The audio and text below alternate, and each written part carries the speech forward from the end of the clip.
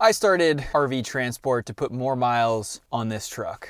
Let me explain. Typically during the year, I work as an action sports filmmaker. I travel all over the US going to different events like Red Bull Rampage, filming athletes doing incredible things and taking photos. But last year, during the wintertime, the bike industry, which makes up a large portion of my work, really slowed down. They had a lot of extra inventory, and when you have a lot of inventory and not a lot of sales, that's not great for business. So during this downtime and this off season, I focused a lot on this YouTube channel, and I focused a lot on trying to find other ways to make money. In the past, before I went into action sports filmmaking full time, I sold enterprise software at Oracle and then at a smaller startup. But when I was looking at jobs to pick up, I wanted to find a way to incorporate something that would help me both with the action sports filmmaking stuff and also with my YouTube channel. Something that would complement everything that I'm already doing. And that's how I found RV transport. I wanted an excuse to drive more miles, and I wanted the opportunity to get paid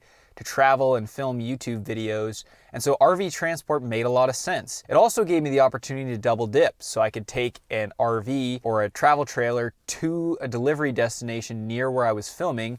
I would get paid to deliver the RV, and then I would get paid to film at the destination where I delivered the RV. But almost immediately, even before I had started RV transport, I did find and encounter some challenges. After looking online, I saw that it was really hard to be profitable doing RV transport. The cost of fuel, the low per mile rate, the fact that if you stay in hotels, it cuts into your profit margins, all the wear on your truck. I almost bailed, but then I didn't, because I decided I needed to give it a try, and at worst, I could bail out after a little bit. And I really tried to limit my upfront costs. One of the mistakes I saw a lot of other YouTubers that had gone to RV transport had made was at the outset, they purchased a truck and all the outfitter supplies for it before they got into it. Now, I'm very fortunate that my truck is paid off and I plan on keeping it for a very long time. I also was fortunate that I had some of the supplies needed to do RV transport, but not all of them. One of the things that's the more expensive items they want you to buy for this is a fifth wheel hitch.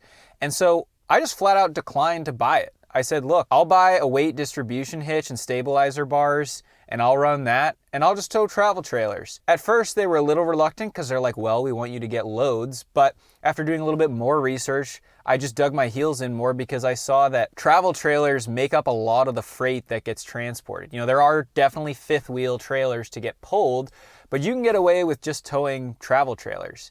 And so I really tried to limit my upfront cost getting into this because I saw from a lot of other YouTubers and just in forums that people said it was really hard, if not impossible, to be profitable doing RV transport. And now I know that this video isn't necessarily power stroke maintenance, but I want to share my experience with this truck as an owner, not a technician or an expert. I am learning as I go with this channel. And you know, one of the things, again, that I decided to do to try to make money in my off season is tow campers. Action sports, videography, and photography pays pretty well. The margins on that are really good. And so I wanted to try something new that would also really make me work hard on the maintenance side of this truck.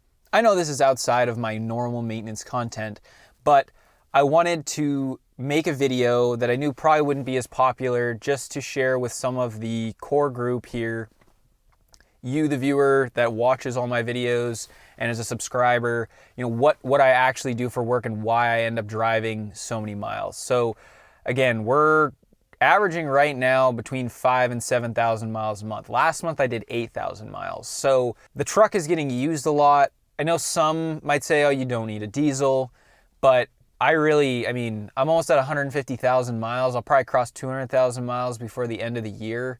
I think a diesel for me makes sense, and it makes me glad I bought it.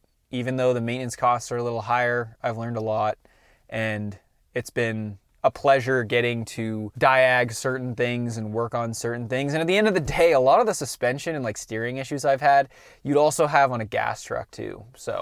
But I am spending a tremendous amount of time in my truck. I sleep in the bed now. I have a sleeping setup, which I could do a video on later if you're interested. It's also part of the reason why I am looking to partner up with Tuska Outdoors and their Hitchhiker, because it's fully insulated and watertight, and it would give me something really good to sleep in when I'm on the road. I mean, I'm sleeping in my truck 3 to 4 nights out of the week.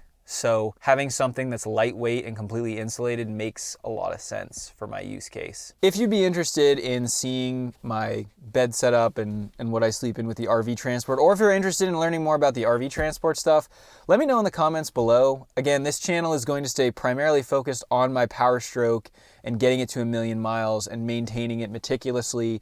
But I may do a few tangents here because I do enjoy camping. I end up sleeping in my truck a lot. I drive a lot for other things. And if you, the viewer, would be interested in seeing kind of what that lifestyle looks like, I'd be happy to do videos on it. Thank you very much for watching this video. I appreciate you, and we'll see you next time on Power Stroke Maintenance.